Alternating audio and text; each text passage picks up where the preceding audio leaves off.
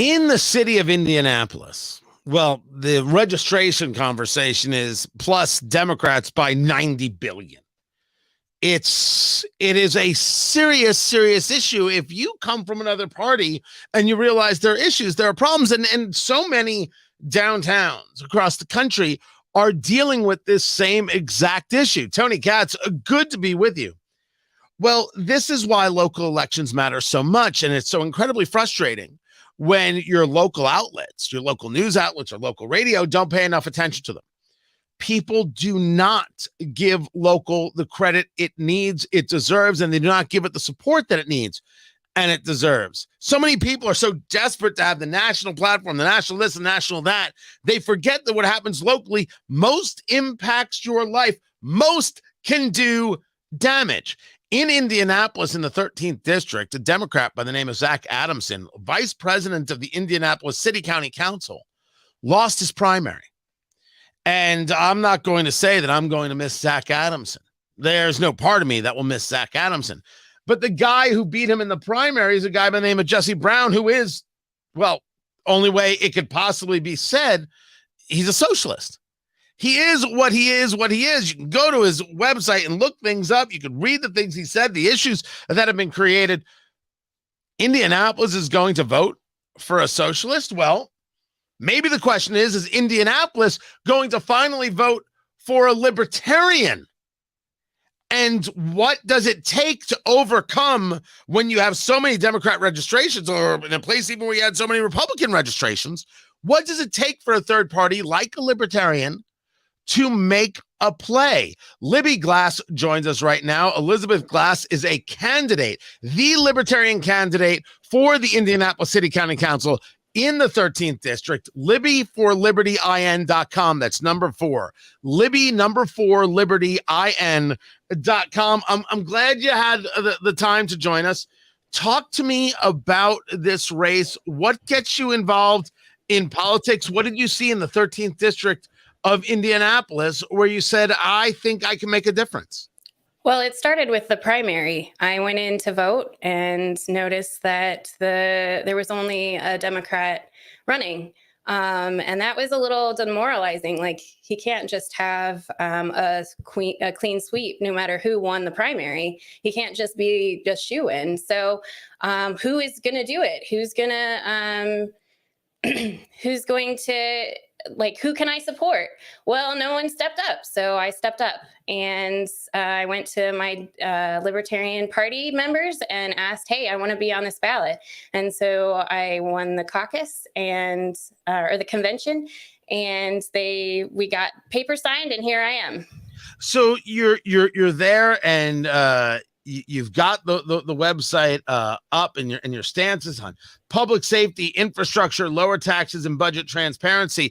On the public safety conversation, because as much as this could be argued of a conversation about socialists, this also has to be argued about what is it that you see for the city. What is your public safety stance? Do you find yourself in agreement with the Hogsett/Shreve proposals on firearms, or is it a much different approach? Well, libertarians are usually very pro 2A, and I'm not any different. The measure that was passed, it was kind of like a little bit of a virtue signal. It's like it's a state law. So I'm not going to have any purview over that. I'm not sure exactly how many hours they spent writing that legislation, or that ordinance. So that's a little bit annoying that they wasted that time, because they can't really do anything. As for my public safety platform, I would like to bring everyone back into their communities. I want communities to band together and work with each other and the police, and make them more of a like it was, in Mayberry. My pastor's doing Mayberry stuff right now. And so, like, I want everyone to know each other and to be in a community again, because we're so disconnected. Through the 15 years since social media started, we've been more and more disconnected, and the last 3 years have just made it worse. So I want us to get back to the group.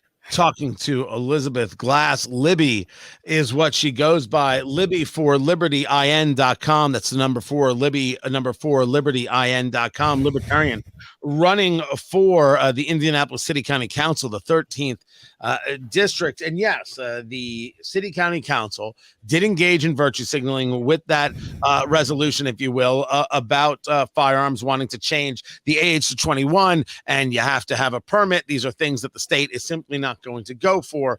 And it was virtue signaling. The question is, does it work? You have to overcome Democrats in trying to get them to now vote for you instead of this socialist. I think you'd have a much easier time winning over Republicans. How do you win over Democrats in your district? Do they agree that it's virtue signaling, or do they like that kind of legislation? And are you now forced to go knock on doors and explain why that doesn't provide them any value? Well, there are lots of community groups. 10 Points Coalition is one of them that want to address violence and the things that the root causes of violence in the communities through community outreach. So I'm very small government oriented. I'm a libertarian. So the more we can do with communities and then working with the police that we have, I also think we should go back to community policing, where police have a designated beat. They have to travel down that beat every night and make sure that and then when they have a slow time during their beat, go out and talk to the people and get to know them. The more you know the community there, you can ask them where the trouble spots are. Have the community do some of the, not tattle, but like give them their concerns. So one of the things that you discuss on your site is lower taxes. Mm-hmm. One of the places where I think that we would have a tremendous amount of agreement is you see that there are this push to create like a whole new tax world inside the mile square of downtown Indianapolis. Well, that's the only way we can pay for some of these reforms, some of these issues. What is your take on the business community of Indianapolis? Is this something you look to strengthen, and how does that differ from your opponent in this race, the socialist who's running against you? Well, so I think that the government is not your savior. It's a support system. It's like when you buy a new tree and you're going to support it with those stakes, and it stands up straight. And as soon as the tree can stand on its own, you remove the stakes. That's what it is. And so the government are the stakes and the community is the tree.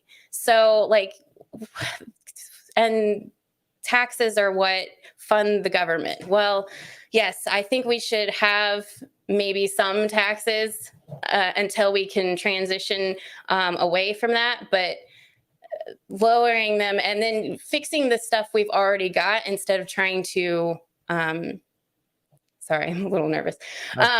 Please, this is the stuff, when you're speaking to people on this kind of platform, this kind of stage. Absolutely. But take your time. We're all right here. We want to hear what you have to say.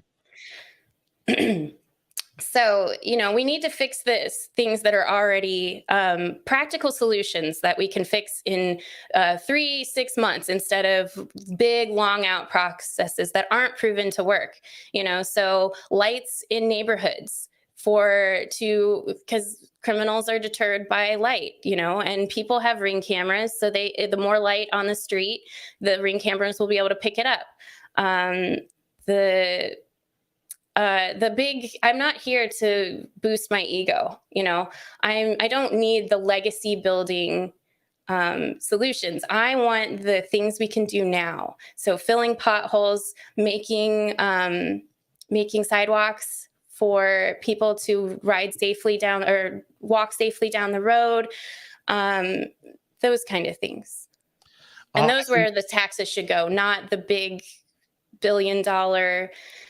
Like I used to work in wastewater treatment. The $1 billion storm center or tunnel, great idea, but it's not going to help my constituents today. I mean, I was just driving down on that big rain a month ago to meet a constituent, And to get to her house, I had to go underneath the railroad tracks. Well, I couldn't because there was water standing everywhere. Why can't we just put some trench drains or a couple extra manholes to help with that? Because that's going to help my constituents today, not in 15 years when or 10 years, 5 years, whenever the storm sewer is finished. Does that make sense? Libby Glass is her name. Libby for libertyin.com. Libby for libertyin.com. I appreciate you taking the time to be with us, Libby. We're going to talk again as this race progresses. Can't thank you enough